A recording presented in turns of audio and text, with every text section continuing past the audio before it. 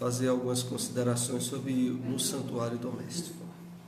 E aí, como o próprio título diz, e isso é muito expresso no capítulo, a família é para ser vista por nós como santuário, né? Como um local muito especial, aonde não só há todo um trabalho de burilamento, de enriquecimento espiritual, de soluções de problemas do passado, como também um local que é para ser visto como sagrado. Infelizmente, a sociedade materialista e imediatista que a gente vive tem colocado por terra os valores familiares, né? Mas em termos de espiritualidade, são essencial e profundamente importantes. Vamos ver aqui a introdução do livro O Evangelho Comentado de Emmanuel, capítulo 10, versículo 22. Todas as vitórias da criatura são frutos substanciosos da perseverança. Asila-te na fortaleza da fé viva, lembrando que os transes que te visitam, por mais profundos e desconcertantes, têm limites justos e naturais, e que nos cabe o dever de servir, confiar e esperar, para a nossa própria felicidade, aqui e agora, hoje, amanhã e sempre. Em qualquer tempo, né? Em resumo, vamos fazer aqui algumas observações. Todas as vitórias da criatura são frutos substanciosos da perseverança. É claro que Emmanuel aqui nos dirige a atenção, sobretudo, para as vitórias de teor espiritual, mas se usarmos a direção mesmo para as coisas materiais que são de valor, a maioria delas vão exigir esforço, perseverança, persistência para se obter. Mas ainda quando a gente se direciona à conquista de virtudes, de qualidades espirituais que ainda não tenhamos e que precisam fazer todo um trabalho de drenagem, de reciclagem dos valores armazenados do nosso passado e que geralmente são valores de baixa qualidade, que muitas vezes Emmanuel se refere como estrumo. O passado nosso é mais de uma terra adequada para que a gente faça coisas novas e transforme elas, porque não foram boas experiências. E Emmanuel aqui refere-se àquilo que a gente tem acabado de citar aqui: asila-te na fortaleza da fé viva. Muitas são as mensagens que ele faz citação sobre a fé viva, que é a vivência dos valores do Evangelho.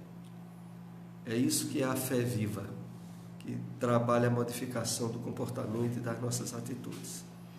Lembrando que os transes que te visitam, por mais profundos e desconcertantes, têm limites justos e naturais. Então, o espírita, sobretudo, ele é habilitado e capacitado a observar todas as situações, acontecimentos, ocorrências no mundo material, sob o prisma do espírito. E quando a gente tenta realmente entender pelo lado espiritual, sempre há algo a aprender, a retificar ou a resgatar.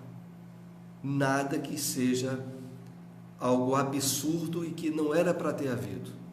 Aconteceu, algo está sendo retificado, algo está sendo aprendido. Não foi por acaso que aquela circunstância surgiu, é isso.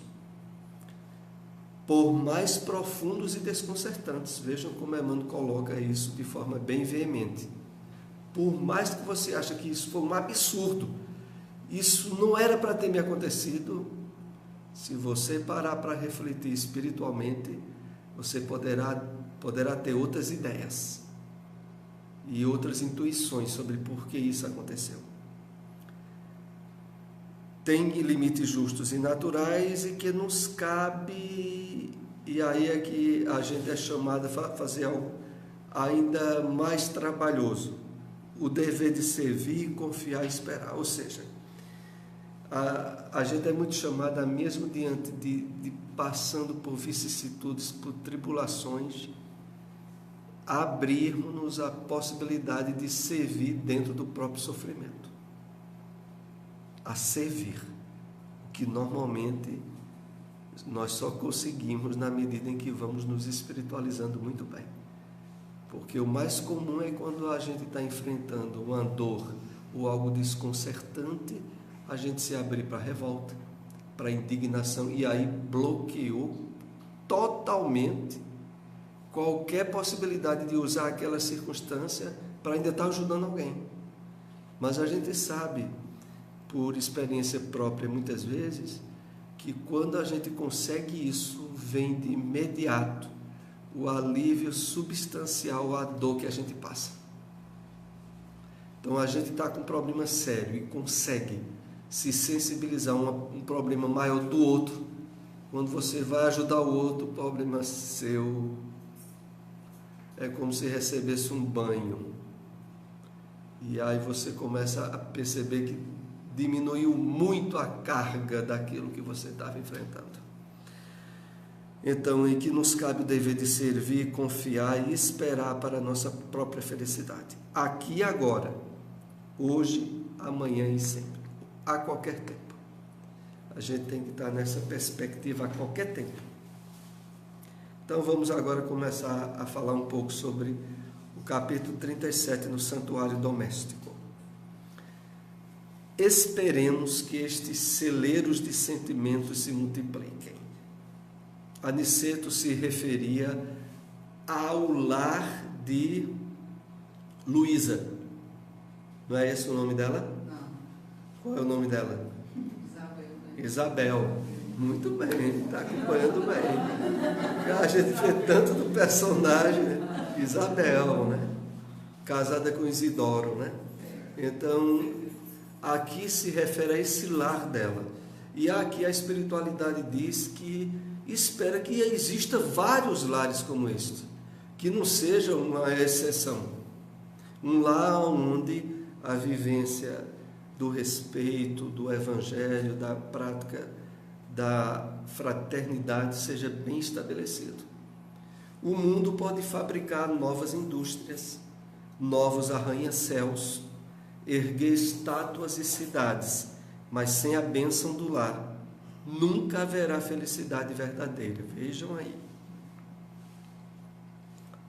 Diante dessa sociedade materialista que pisa por terra os valores da família, estão pisando nas possibilidades reais de felicidade. Porque, como a espiritualidade aí diz bem claro, observando o nível evolutivo em que a maioria está na Terra, só dentro da família, que é a estrutura, a célula máter da sociedade, é que se trabalha os campos da verdadeira felicidade. Então é isso, vamos aqui continuar. Com a maioria de irmãos encarnados, vem algumas observações agora que nós iremos ter sobre o desdobramento e o sono.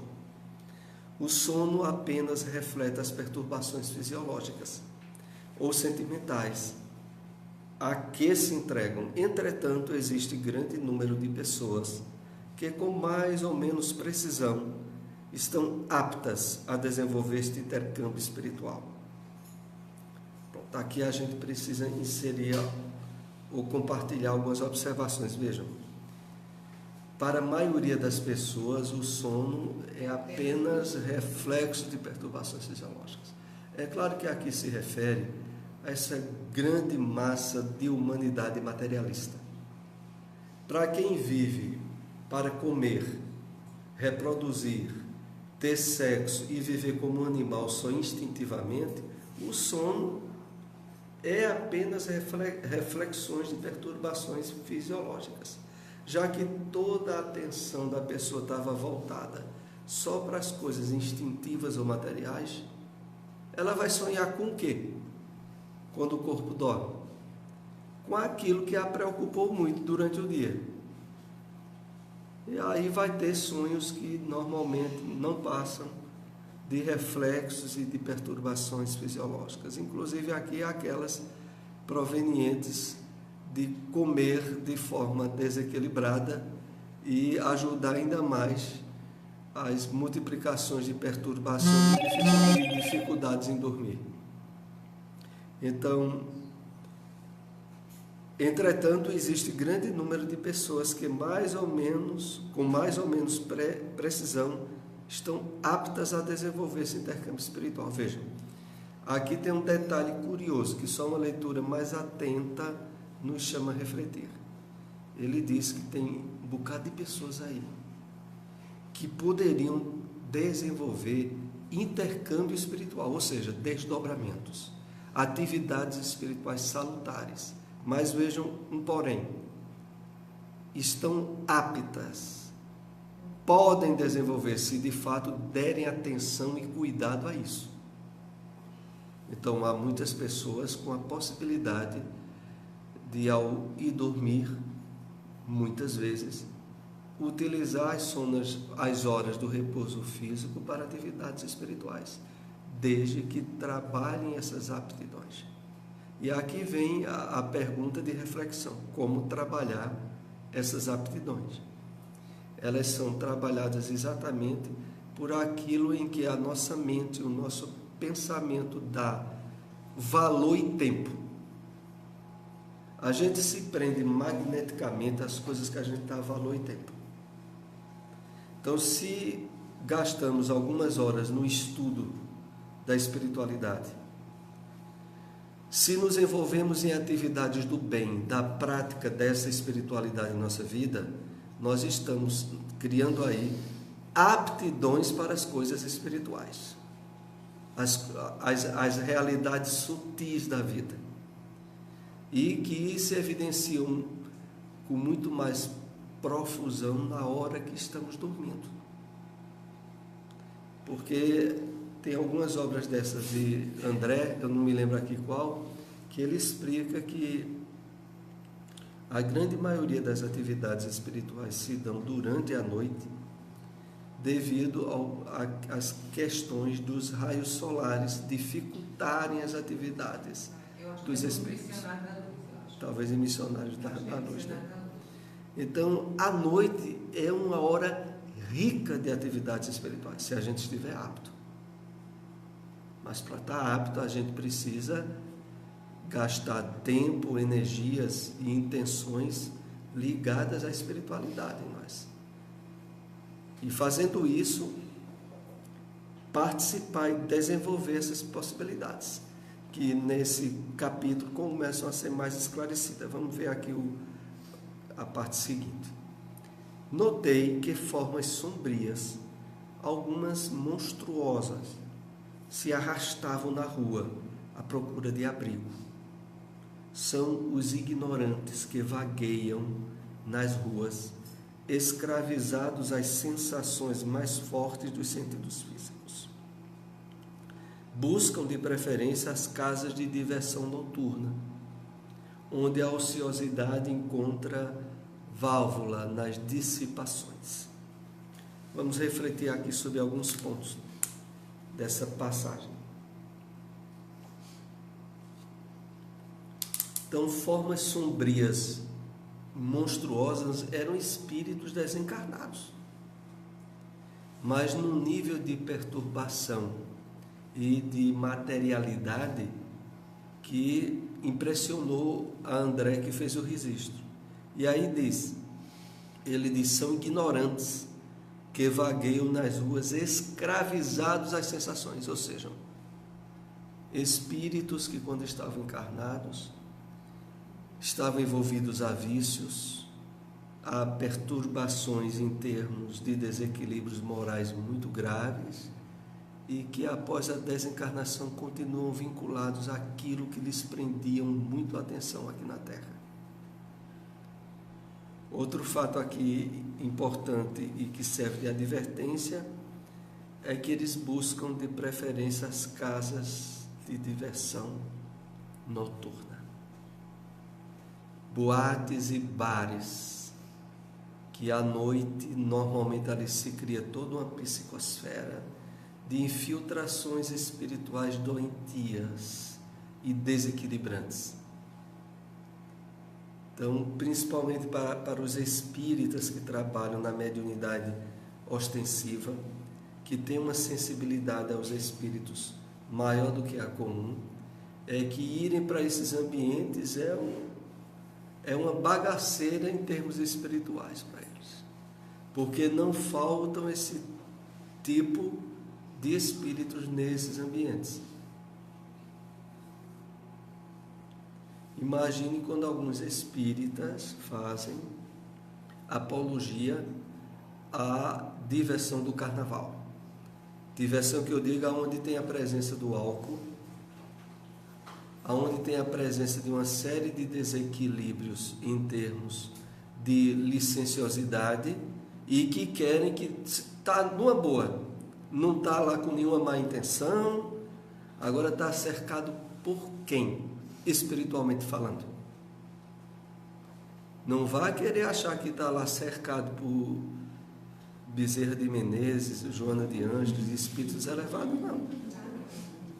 Porque os semelhantes procuram os semelhantes. Se a pessoa está ali se envolvendo e sabendo que aquele ambiente tem esse campo vibratório, energético, vai ser co-participante dele. E aí que ainda um elogio grande à questão do lar de Isabel. O lar que cultiva a prece transforma-se em fortaleza, compreenderam? As entidades da sombra experimentam choques de vulto em contato com as vibrações luminosas deste santuário doméstico.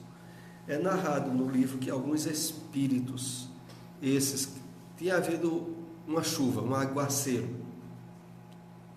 Foi quando esses espíritos muito materializados correram procurando abrigo e entraram, se dirigiram a bares e lugares. Quando eles se aproximaram do lar de Isabel, eles sentiam uma repulsa e saía de perto. E essa repulsa era o campo magnético, vibratório que o lar tinha, face os valores que eram cultivados ali dentro. Eu queria contar aqui uma passagem.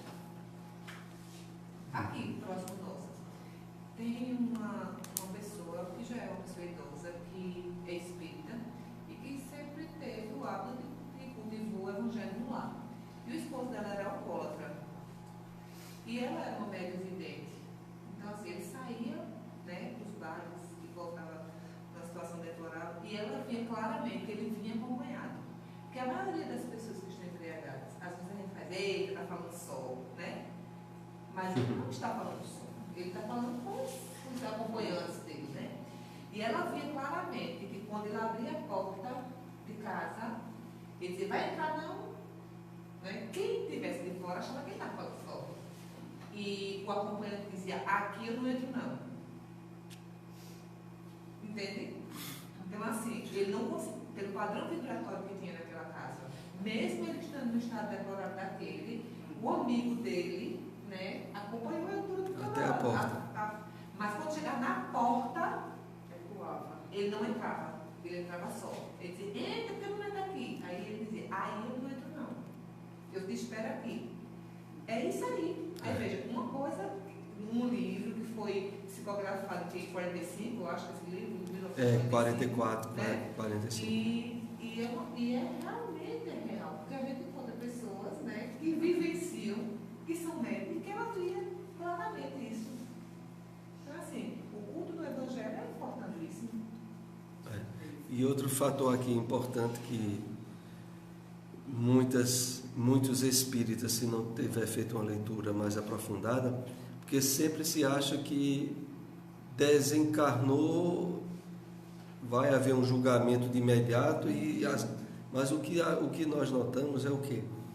É que as leis de Deus e Deus não tem pressa. Há muitos espíritos que desencarnam e que eram viciosos e alcoólatras e continuam durante um bom tempo na psicosfera da Terra, onde eles habitualmente estavam ligados durante a encarnação. E muitas vezes estimulando outros a beberem, porque ainda continuam sentindo os teores alcoólicos quando alguém bebe, estimulando a vícios, durante um tempo que não tem um padrão de regra, de dizer, não vai ser só durante 1 ano ou 2.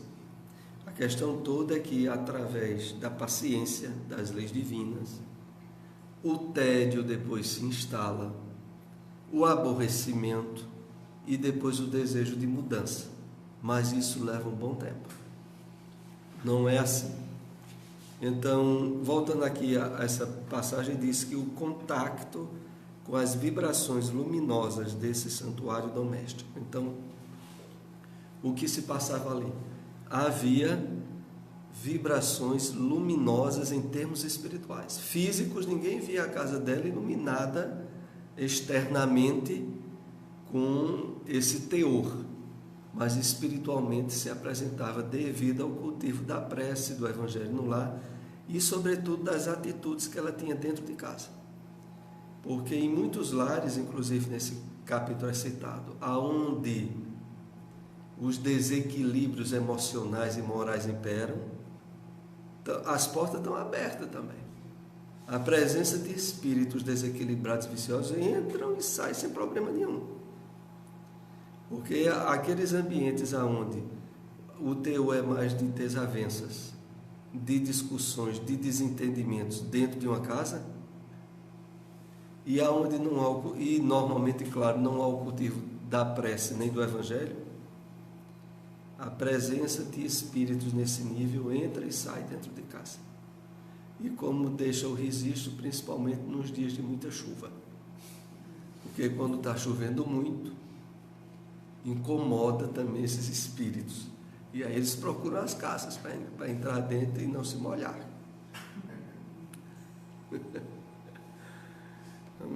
Vamos entrar agora no capítulo seguinte, atividade plena, que é o capítulo 38. Esse 37, alguém tem alguma observação ou pergunta? Antônio, que já estou lendo aí até o livro, o comentário do livro Os Mensageiros. Mas não hoje não ainda. Ainda não foi? Não. Certo, tudo bem. Então vamos.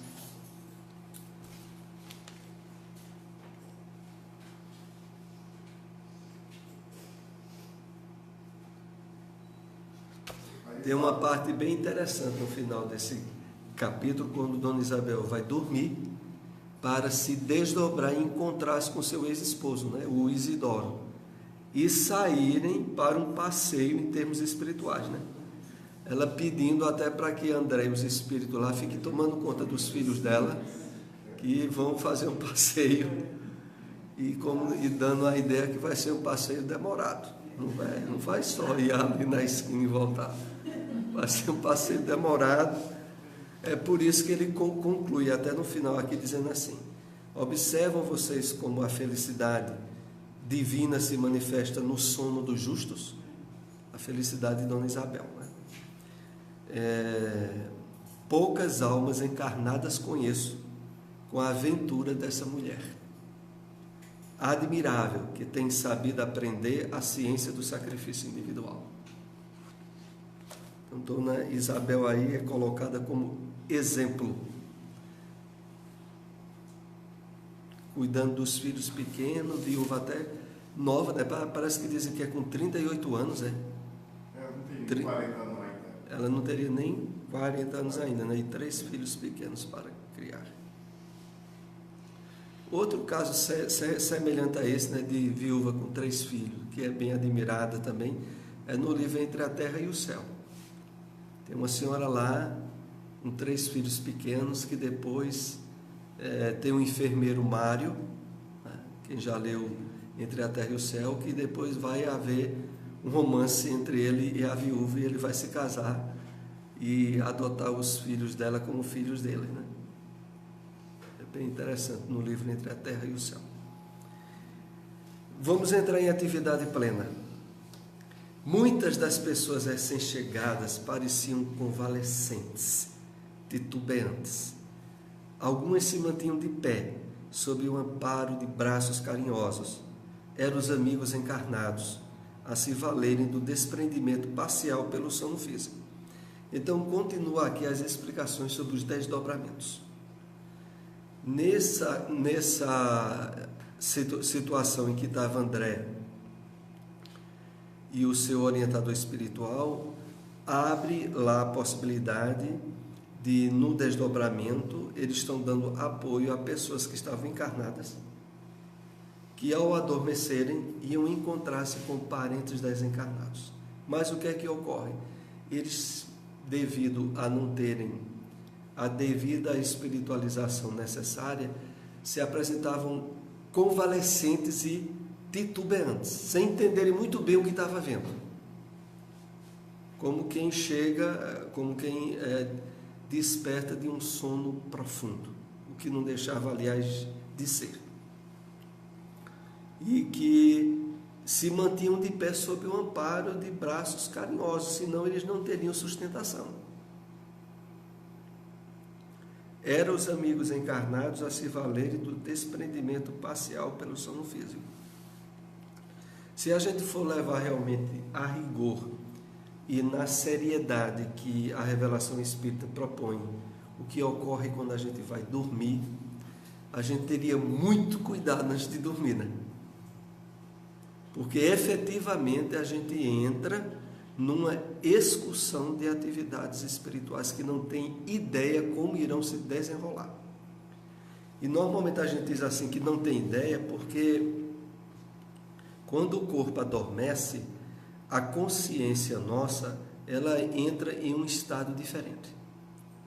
É um estado diferente porque a ausência dos cuidados com o corpo possibilita também a imersão dos valores do nosso inconsciente, que é onde muitas vezes existem as ligações espirituais do passado, aonde muitas vezes a gente pode dormir e aí se encontra com alguém que não é nem dessa encarnação, é alguém de outra encarnação.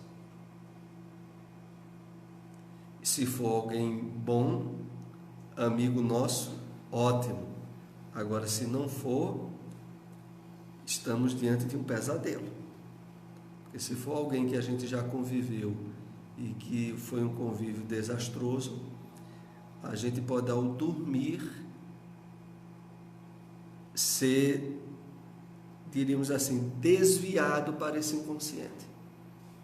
É por isso que não há, em termos de precisão, vontade firme que determine a continuação quando a gente adormecer. Então a gente pode dormir e deve sempre ter uma leitura elevada ou um conteúdo elevado, uma prece, mas aí é o seguinte, até aqui você pode inclusive pedir muito para ir ajudar no plano espiritual, de que você deseja participar de estudos, até aqui da sua consciência.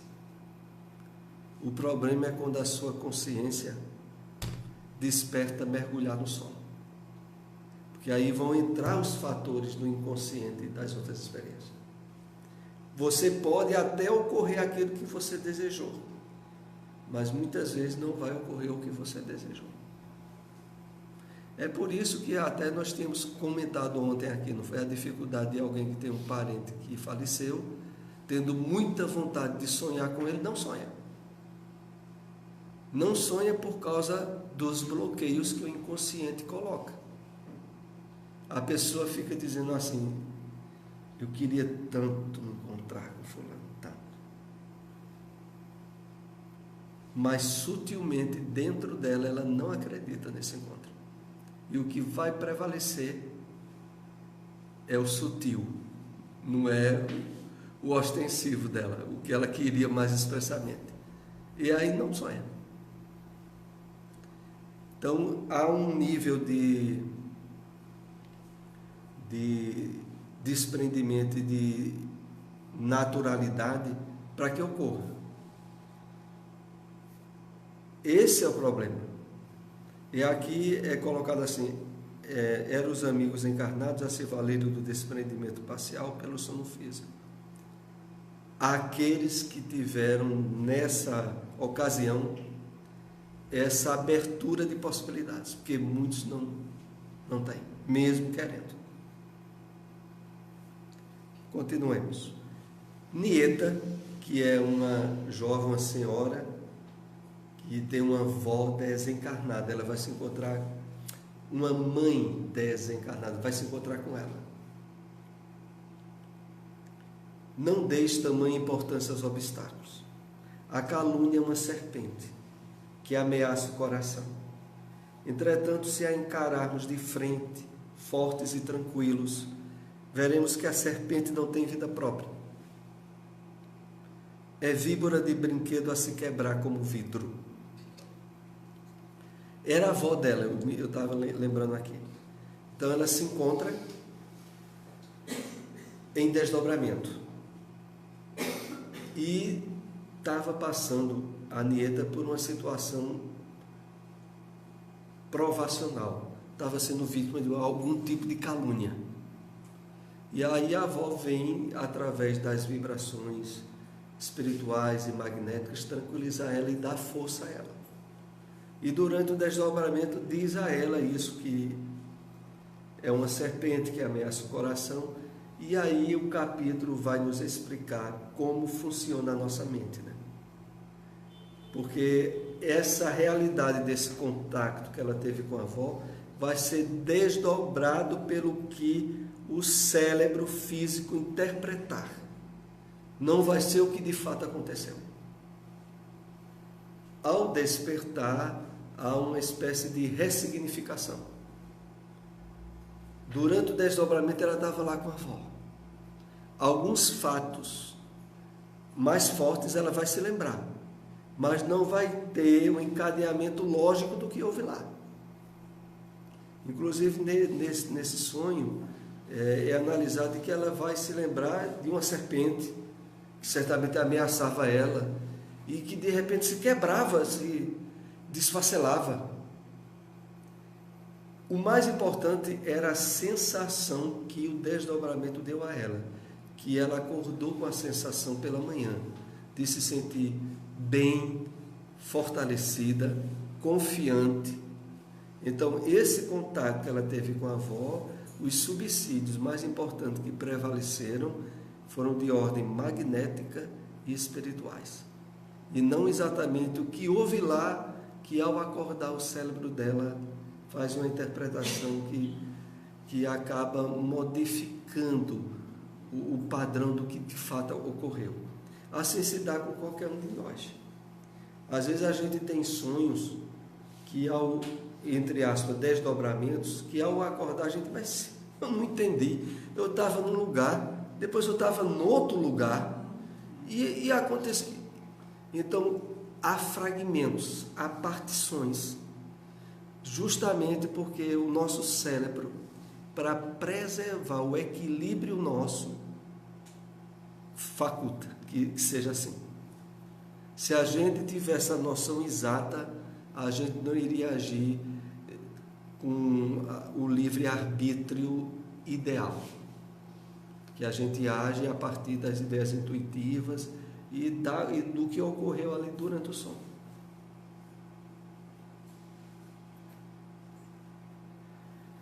Precisaria ter adquirido profunda lucidez no campo da existência física. Para a nieta se lembrar mais das coisas, ela precisaria ter adquirido profunda lucidez no campo da existência física.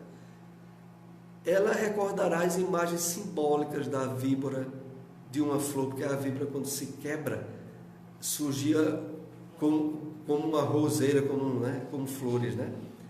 A neta não está ouvindo ou vendo pelo processo comum, mas está percebendo claramente a criação mental da anciã amiga, que era a avó dela.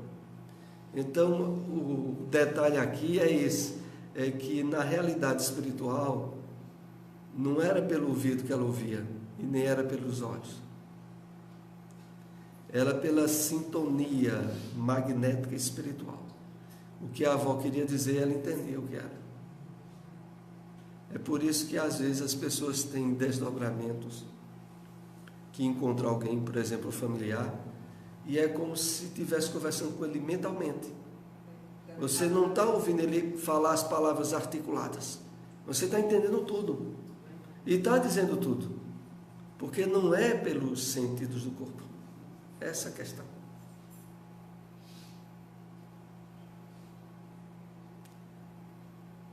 E aqui no final diz, mas está percebendo claramente a criação mental da anciã amiga.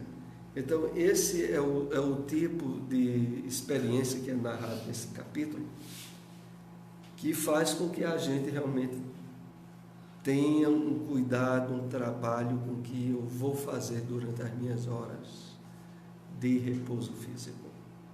Atividades espirituais têm intensamente durante a noite.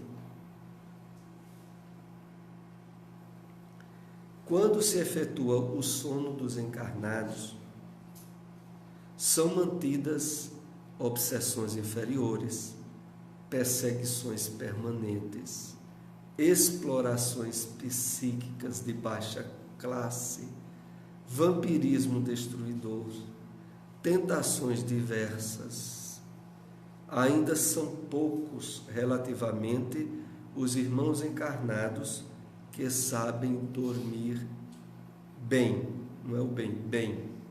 Teve um O de acréscimo. Então, veja, se por um lado há todo um campo de experiências, de desdobramentos felizes, venturosos, há inúmeros outros desdobramentos desastrosos, aonde se dá as obsessões inferiores, perseguições permanentes, inclusive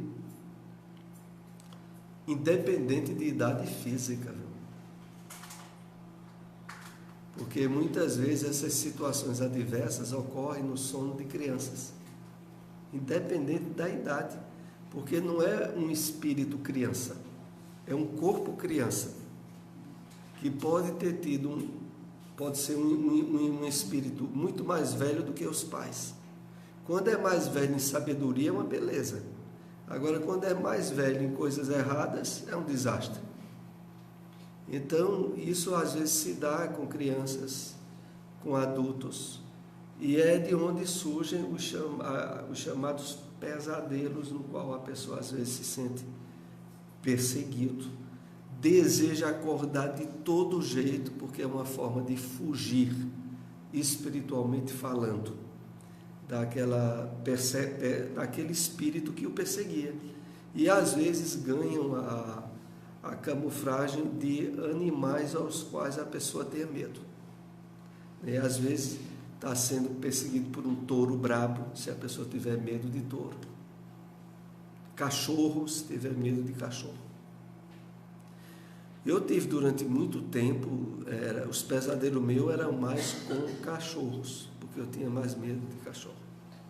Então, aquele tipo de situação de você, quando olha, você está numa rua, e aí pronto, se você tem medo de cachorro, quando olha, 5, 6 cachorros para lhe pegar.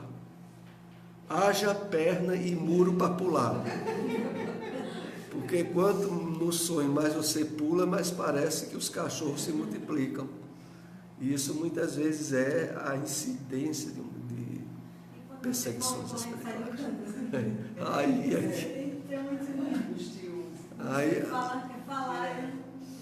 Aí a apelação é acordar depressa. É acorda, e quando olha a pessoa acorda no maior sufoco, né? Graças a Deus, era um sonho. Acordei. Então, isso se dá muito. E aqui ainda entra um lado das explorações psíquicas de baixa classe, inclusive aquelas que muitas vezes são associadas aos quadros depressivos. Que, como a gente sabe, a depressão está muito envolvida com a obsessão. Então, não são poucas as pessoas que, por exemplo, quando têm problemas depressivos, além da dificuldade de dormir, quando dorme, acorda moído. E muitas vezes o resultado disso é o quê? Vampirização, absorção das energias fluídicas por processos obsessivos durante o sono. E a pessoa, quando acorda, é como se ela tivesse passado, alguns dizem assim, é como se tivesse passado um trator por cima de mim. Vê, a pessoa ficou deitada, dormindo horas e horas, e acorda como se tivesse sido atropelada. tentações diversas, ainda são poucos relativamente os irmãos encarnados que sabem dormir para o bem. É porque saber dormir bem tem tudo a ver com saber viver bem, em termos de equilíbrio emocional, psíquico, espiritual, durante as horas do dia. Porque não adianta a pessoa ter tido um dia cheio de desequilíbrios emocionais e meia hora antes de dormir tentar, através de uma leitura ou de uma prece, recompor o psiquismo dela, porque não vai conseguir. Aí vai ter dificuldade. E normalmente, quando estiver dormindo, as possibilidades adversas de obsessões, que aliás estiveram muitas vezes com a pessoa durante o dia. O dia já foi aquele desmantelo todo, porque as companhias durante o dia já não eram boas. E quando vai dormir, está lá esperando a pessoa. Que problema, né? Que fazer? Há todo um trabalho de reciclagem, de redefinições de valores, que é aquilo da proposta do Evangelho do Cristo, né? E que exige tempo e atenção. Essa é a questão maior nossa. É porque a gente, como houve até aquela introdução, só consegue as coisas com persistência, com perseverança. Então é preciso insistir, renovar o psiquismo através de leituras, de palestras, de estudos, para habilitar ao longo das horas diurnas, acordado, as ligações espirituais que vão continuar à noite quando a pessoa estiver dormindo. E além do mais, com a possibilidade de ter encontros com familiares desencarnados, que repercute de uma forma muito felicitadora quando essas lembranças vêm claras do que houve. Então é isso, esse é o último slide que nós iríamos comentar. Alguém tem alguma observação, algo a mais aqui desse capítulo Atividade Plena? Vamos compartilhar ainda um pouquinho.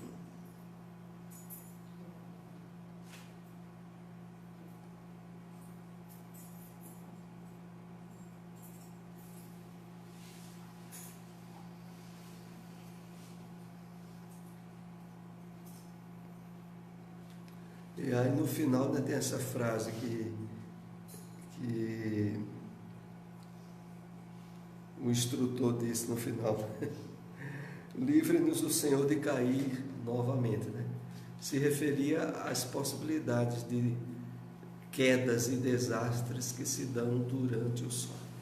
É por isso que, ao acordar de um sono não agradável, a gente tem que ter um cuidado a mais em demorar mais na meditação, na prece, em recompor intimamente ligações boas, porque é sinal que a gente tem que ter cuidado com o que vai acontecer durante o dia, já que a noite já não foi boa.